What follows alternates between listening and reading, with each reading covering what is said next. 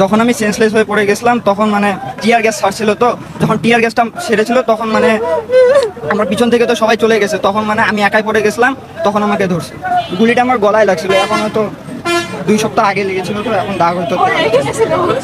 College dress ছিল। হ্যাঁ, এই প্যান্টটাই ছিল। কলেজ ড্রেস, ব্যাগ, আমার আইডি কার্ড সব হচ্ছে তাজহাট থানায় ছিল, পরে তো তাজহাট থানা নাকি পুরাই দিছে।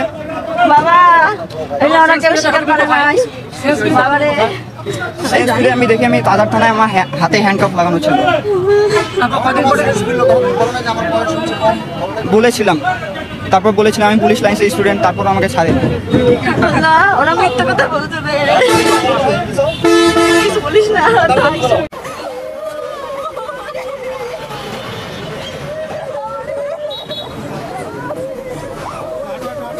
আইনজীবী, মিডিয়া, সোশ্যাল মিডিয়া সবাইকে আমি অসংখ্য ধন্যবাদ জানাই। তারা যদি পাশে না থাকতো আমি এত তাড়াতাড়ি আসলে এটার ফল পেতাম না। আমরা কোর্ট খোলার পর থেকে আমি বাবা সকাল থেকে সন্ধ্যা পর্যন্ত কোর্টে এত দৌড়াদৌড়ি করেছি, আমরা কোনো পজিটিভ রেজাল্ট পাইনি। কিন্তু সোশ্যাল মিডিয়ায় সবাই যখন এগিয়ে এলো, যখন আইনজীবীরা সবাই এগিয়ে এলো, তখন আসলে সম্ভব হলো এই তারিখটা এত কাছে নিয়ে আসার। আর আমাদের কমিশনার স্যার উনি আমাদেরকে ডেকেছিলেন, আশ্বস্ত করেছিলেন, ওনার ব্যবহারও ভালো, তাই জন্য আমরা এসেছিলাম।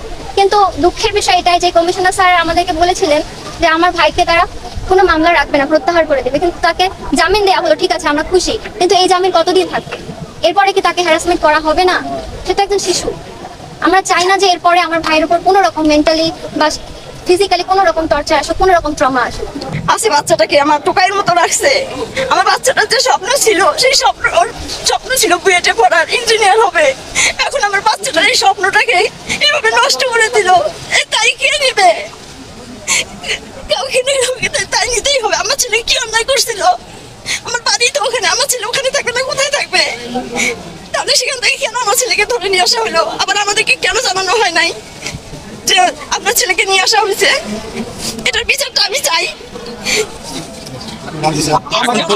আমাকে আশ্বস্ত করছে যেহেতু